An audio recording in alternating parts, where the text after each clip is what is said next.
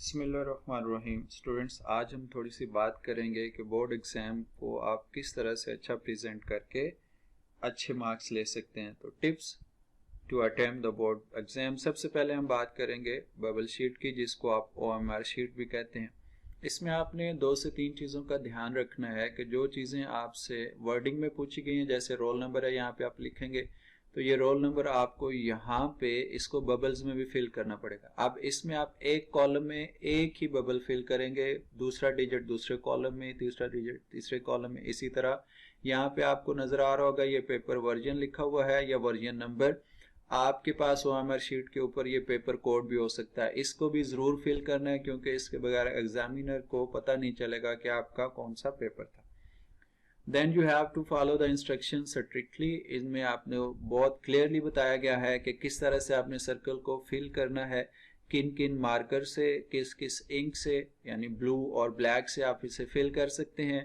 जो lead pencil available, एक से ज्यादा आप बबल फिल करते हैं एक ही क्वेश्चन में तो वो उसे गलत कर देगा और इसी तरह आपको नंबर जो है वो आपके कट जाएंगे। आप स्टूडेंट चलते हैं दूसरा सेक्शन जो कि सब्जेक्टिव का है। सब्जेक्टिव पार्ट में ये मैं आपको 2 सैंपल दिखा रहा हूँ, जिसमें आपके पास एक सैंपल ए है, बड़ा प्यारा नजर आ रहा है। क्योंकि दूसरी साइड पे आप देखें तो ये एक सैंपल बी है, ये भी स्टूडेंट ने लिखा हुआ है, सैंपल ए भी स्टूडेंट ने लिखा हुआ। अब इसमें आप गौर करें तो आप भी डेफिनेटली जो ए सैंपल है, जो ए शीट है, उससे देख के आपके दिमाग को भी खुशी मिलेगी और बी पे आप इरिटेट होंगे। तो एग्जामिनर को इरिटेट नहीं करना आपने। इट डजेंट मीन कि आपकी हैंड राइटिंग कैसी है, इट्स ओनली मैटर कि how do you present your paper. आप अपने पेपर को किस तरह से प्रेजेंट करेंगे। अब यही स्टूडेंट, इसकी ये जो सैंपल भी है, इसकी हैंड राइटिंग भी बुरी नहीं है, लेकिन आप देखें प्रेजेंटेशन कितनी बुरी है। तो स्टूडेंट इस चीज का आपने बहुत ख्याल रखना है कि आपके पेपर की प्रेजेंटेशन बहुत अच्छी हो। इसमें आप गौर करें तो स्टूडेंट ने एक ब्लू मार्कर यूज किया, उसे अंडरलाइन किया, और ये जो एक इम्पॉर्टेंट चीज है कि जो इम्पोर्टेंट पॉइंट्स हैं वो उसने यहाँ पे हाईलाइट कर दिए। तो इससे एग्जामिनर को बहुत ईज होता है, वो अपने पेपर चेकिंग में उससे बड़ी मदद मिलती है। तो जितना आप एग्जामिनर को अच्छा पेपर लिख के देंगे, साफ और क्लियर, वो उतने अच्छे आपको नंबर देगा। अब स्टूडेंट दूसरी बात यह है कि आपने पेपर के अंदर जो कटिंग है, जैसे इस सैंपल बी में आप देखें तो ये बहुत बुरी तरह से लिखा गया है, इसके अंदर कटिंग भी वो ऐसे बच्चों से भी ज्यादा बुरी की गई है। तो इससे भी आपने बचना है, इसे भी आपको, इस चीज को भी आपने अवॉइड करना है, ताकि आपका जो एग्जामिनर के ऊपर है वो अच्छा इम्पैक्ट रहे, इंप्रेशन बहुत अच्छा रहना चाहिए। दूसरी बात यह है कि जो आपको क्वेश्चन बहुत अच्छे तरीके से आते हैं वो सबसे पहले आप सॉल्व करें।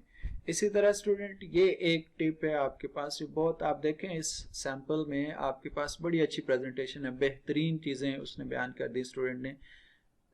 लेकिन यहाँ पे जो चीज मैं आपसे शेयर करना चाह रहा हूँ वो ये है कि आप इस पे अगर गौर करें तो ये क्वेश्चन नंबर 1 है। अब अगर तो ये क्वेश्चन पेपर के ऊपर क्वेश्चन नंबर 1 है तो ये सारी प्रेजेंटेशन बहुत अच्छी है। लेकिन अगर ये क्वेश्चन 1 जो स्टूडेंट यहाँ पे इसने लिखा हुआ है, इसका क्वेश्चन पेपर के ऊपर ये अगर 1 नहीं है तो ये सारी की सारी प्रेजेंटेशन किसी काम की नहीं है। तो स्टूडेंट इस बात का बहुत बहुत बहुत ख्याल रखना है कि आप अपनी आंसर शीट के ऊपर क्वेश्चन का नंबर वही लिखें जो क्वेश्चन पेपर के ऊपर है। आप ऑल्दो क्वेश्चन नंबर 9 सॉल्व कर रहे हैं, क्वेश्चन नंबर 10 सॉल्व कर रहे हैं, तो आप उसे 9 लिखेंगे या 10 लिखेंगे, आप 1 नहीं लिखेंगे जब तक आप क्वेश्चन पेपर का क्वेश्चन 1 सॉल्व नहीं कर रहे होंगे। तो ये सबसे इंपॉर्टेंट चीज है। हमारे पास स्टूडेंट्स आते हैं अपनी बोर्ड की रीचेकिंग करवा के, जब उनके नंबर अच्छे नहीं आते तो वो आके क्या कहते हैं, सर वो देखें जी एग्जामिनर ने कितनी हमारे साथ ज्यादती की है, उसने पूरा का पूरा पेपर हमारा क्रॉस कर दिया और उसमें से कोई गलती भी नहीं निकाली। अब एग्जामिनर का उसका कसूर नहीं है, कसूर स्टूडेंट का है। आपने क्या किया कि आपने उसको क्वेश्चन नंबर आप 10 सॉल्व कर रहे हैं, आपने उसे लिख दिया क्वेश्चन 1। अब एग्जामिनर ने क्वेश्चन पेपर से क्वेश्चन 1 देखना है और उसने देखना है कि ये क्वेश्चन है, इसका ये आंसर है। आपने वहां पे क्वेश्चन 10 का लिखा हुआ आंसर 1 बना के, तो डेफिनेटली एग्जामिनर उसको क्रॉस करेगा। तो ये चीज आपने बहुत ध्यान से रखनी है कि जो भी आप क्वेश्चन अटेम्प्ट कर रहे हैं उसका नंबर वही देना है जो आंसर शीट के ऊपर होगा। क्वेश्चन पेपर के ऊपर, आंसर शीट के ऊपर एक ही नंबर होना चाहिए क्वेश्चन का। दूसरा स्टूडेंट, इसमें कोशिश कीजिएगा कि आप एक सेक्शन जो आपने स्टार्ट किया है वो सारा का सारा उससे कंप्लीट करें। आप लॉन्ग क्वेश्चन का सेक्शन पहले करते हैं, यानी सेक्शन सी आप स्टार्ट करते हैं तो उसे कंप्लीट करें, सेक्शन बी पे आ जाए। और अगर सेक्शन बी स्टार्ट करते हैं तो सेक्शन बी सारा सॉल्व करेंगे और उसको फिर लेके जाएंगे आप सेक्शन सी। अब उसके बाद स्टूडेंट एक चीज़ आपके पास न्यूमेरिकल जो कि आपने सॉल्व करने होते हैं डिफरेंट केमिस्ट्री में और फिजिक्स में।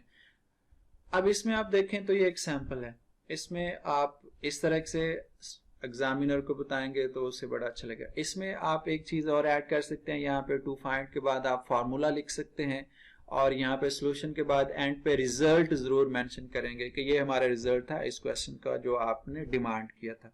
तो मुझे उम्मीद है कि ये सारी टिप्स आपके लिए काफ़ी कारआमद होंगी। आप लोगों को इन चीज़ों का ख्याल रखना है और बहुत अच्छा पेपर जो है वो इंशाल्लाह आपका होगा। तो आपको बहुत बहुत बहुत best of luck for your board exam. Thank you. अल्लाह हाफिज़।